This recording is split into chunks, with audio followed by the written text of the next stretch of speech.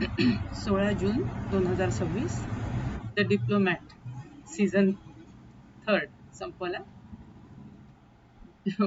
मस्तच आहे पुढचं, म्हणजे खरंच हॅल वायलर भयानक डिप्लोमॅट. पुढे यांचं ते सुरू होतं की ब्रिटिश गव्हर्नमेंट म्हणजे ब्रिटिशच्या लोकांवर हल्ला केलेलं कोण आहे ते शोधून काढायला वगैरे. तर ती जी एक बाई आलेली असते जिने हे केलेलं असतं की तो हल्ला ब्रिटिश गव्हर्नमेंटनीच करवलाय स्वतःच्या याच्यावर, आणि नंतर मग तीच सांगते की हे व्हाईस प्रेसिडेंटच्या म्हणण्याप्रमाणे झालेलं आहे असं. तर मग आता काय करायचं, कसं करायचं, असं हे सगळं म्हणजे व्हाईस प्रेसिडेंट इन्व्हॉल्ड आहे याच्यामध्ये अमेरिकेची. तर हे ती सांगते आणि वायलर प्रेसिडेंटशी हे बोलत असतो आणि त्याला त्याच वेळेस हृदयविकाराचा झटका येतो आणि तो त्याचं म्हणजे मृत्यू होतो. आता इकडे ही जी व्हाईस प्रेसिडेंट असते, ती जी सगळ्या याच्यामध्ये इन्व्हॉल्व असते, तर तिची जागा केट घ्यायचा विचार चालू असतो, म्हणजे ती व्हाईस प्रेसिडेंट होणार असं चाललं असतं. पण आता ऑटोमॅटिकली प्रेसिडेंट गेल्यावर ही व्हाईस प्रेसिडेंट जी ग्रेसी ती प्रेसिडेंट होते आणि मग सगळीच सूत्र बदलतात. मग आता व्हाईस प्रेसिडेंट कोण होणार, तर मग त्याच्याकरता सगळेजण म्हणजे केटचं नावच हे करतात. पण मग ती या दोघांनाही बोलावून घेते आणि हॅल वायलरला म्हणते की तो जास्ती मला ठीक वाटतो प्रेसिडेंट व्हायला, व्हाईस प्रेसिडेंट व्हायला, आणि मग त्याला करते. आता त्याच वेळेस एक अशी पण घटना घडते की एक पाणबुडी ब्रिटनच्या समुद्राच्या तळाशी 22 किलोमीटरवर असते आणि तिच्यात त्या सबमरीनमध्ये म्हणजे रेडिएशन स्प्रेड होणार आहे, म्हणजे अणू ऊर्जा कंटेनर काहीतरी असतं त्याच्यात, आणि ते जर डिस्ट्रॉय झालं तर त्याचं सगळे रेडिएशन सगळे पसरू शकतात. तर ही माहिती हिचा एक बॉयफ्रेंड असतो केटचा, तर ब्रिटनचाच असतो तो. तर तो ही माहिती देतो आणि केट त्याच्याबरोबर परत मग सेक्स वगैरे करते. तर हे वायलरला कळतं, तो थोडा दुःखी होतो. तो म्हणतो आपल्याला जरी दूर दूर राहायचंय, ऍक्टिंग करायची आहे, तरी तू इतकी एकदम पुढे जाशील असं मला वाटलं नव्हतं. तर ही म्हणे तूच तर म्हणे आपल्याला डायव्होर्स घ्यायचा आहे आणि लोकांच्या समोर दाखवायचंय फक्त नवरा बायको आहे, प्रायव्हेटमध्ये आपण दूर दूर राहायचंय वगैरे वगैरे, म्हणजे त्यांचे डायलॉग होतात. म्हणून ती त्या याच्या फॉरेन सेक्रेटरीवर पण लाईन मारत असते, रॉबिन जो असतो अमेरिकन, निग्रो अमेरिकन. तर पण मग नंतर आणि ती त्याची स्पष्ट म्हणजे त्याला असे इंडिकेशन देते की आम्ही दोघं आता हे करणारे, आमच्या दोघांमध्ये पटत नाहीये, तर बघ तुला पुढे जायचं असेल तर. म्हणून ती त्याला लगेच किस वगैरे करते. पण त्याचं एका मुलीबरोबर अफेअर असतं, तर तो म्हणतो नाही आता ही वेळ नाहीये, आणि मग नंतर एका पार्टीमध्ये तो तिला घेऊनच येतो, म्हणजे लग्न करून तो आलेला असतो. आता हे सगळं जेव्हा केटचा बॉयफ्रेंड सांगतो की असं असं आहे आणि तो अटॅक म्हणजे हिनी म्हणजे जेव्हा हे कळतं की व्हाईस प्रेसिडेंटने केला होता, पण आता ती प्रेसिडेंट झाली, पण मग आता हे संबंध कसे सुधरवायचे, तर हे लोक म्हणे आपण तिथल्या प्राईम मिनिस्टरला, ब्रिटनच्या प्राईम मिनिस्टरला हे सांगूया की खरं काय आहे ते. पण मग आता हे सांगण्यापेक्षा आपण आता जो मेला आहे त्याच्यावर ठपका टाकू, म्हणजे जो प्रेसिडेंट मेलाय की त्याचंच होतं हे सगळं. पण ह्या सगळ्यांच्या आधी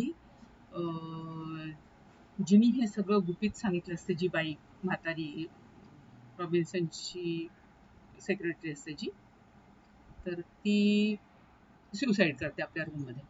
मग झालं ते पण आता की तिने सुसाईड केलंय, तिला करायला लावलं कोणी, काय झालं, आणि ती ब्रिटन गव्हर्नमेंटच्या याच्यामध्ये मेली, हे म्हणजे भरपूर होतं. त्याच्यामुळे स्टुअर्टची जी गर्लफ्रेंड असते तिला कदाचित सुसाईड रिझाईन करायला लागेल वगैरे असं सगळं चालू होऊन जातं.